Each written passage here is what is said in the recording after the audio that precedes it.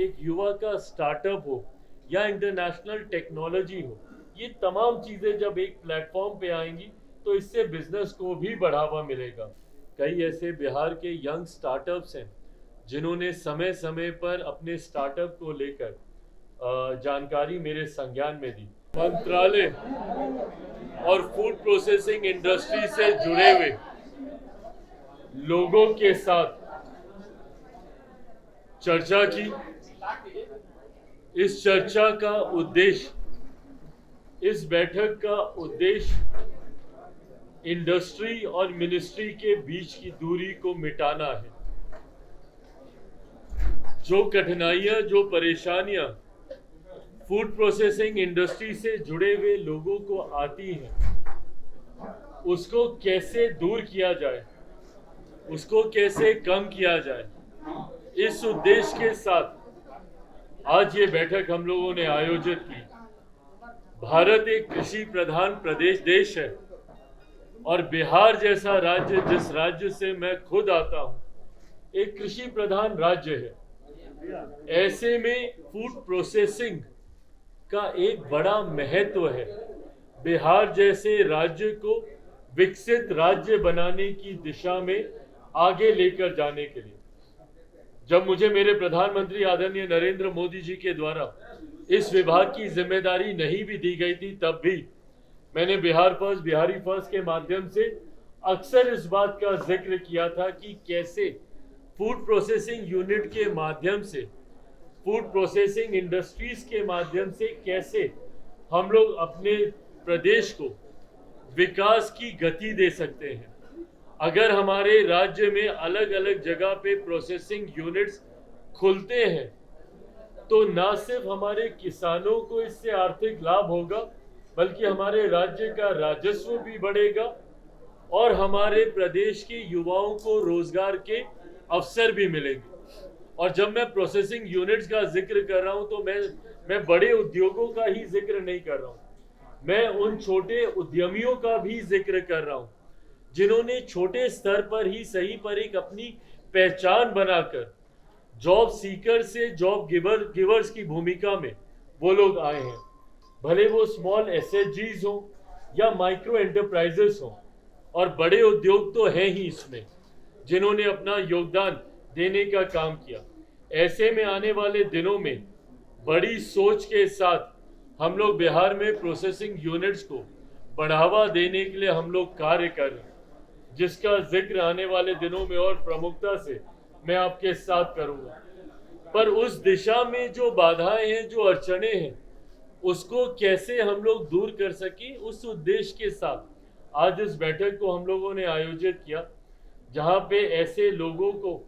हम लोगों ने अपनी बातों को रखने का मौका दिया जो इस उद्योग के साथ लंबे समय से जुड़े हुए हैं। इस उद्योग को बढ़ावा देने के लिए उनके सुझावों को भी हम लोगों ने सुना।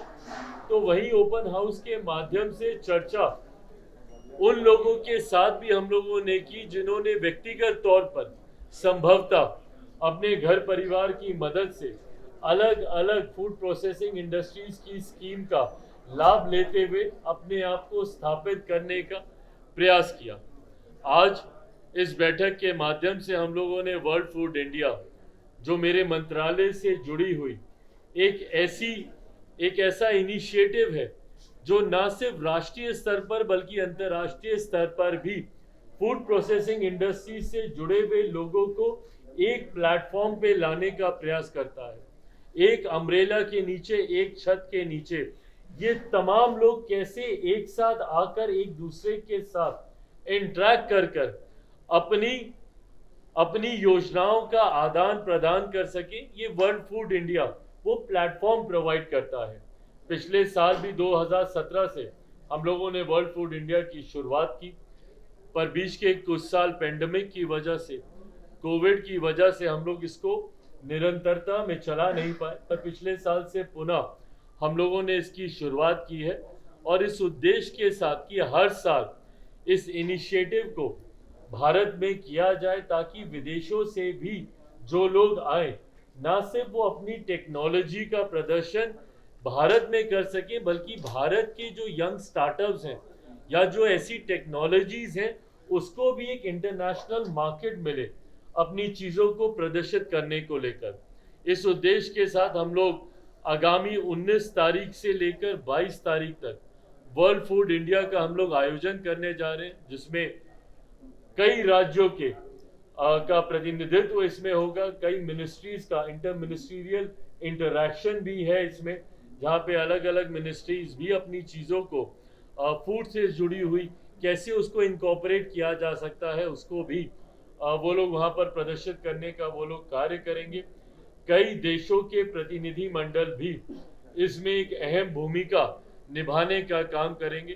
एक युवा का स्टार्टअप हो या इंटरनेशनल टेक्नोलॉजी हो, ये तमाम चीज़ें जब एक प्लेटफॉर्म पे आएंगी तो इससे बिजनेस को भी बढ़ावा मिलेगा। B2B हो या B2G हो या G2G हो, कई MOUs पिछली बार भी हम लोगों ने देखे जो ना सिर्फ साइन हुए बल्कि धरातल पर भी वो उतरे हैं। इस बार भी हम लोग उम्मीद करते हैं कि कई ऐसे बिजनेस इंट्रैक्शंस होंगे, कई ऐसे नए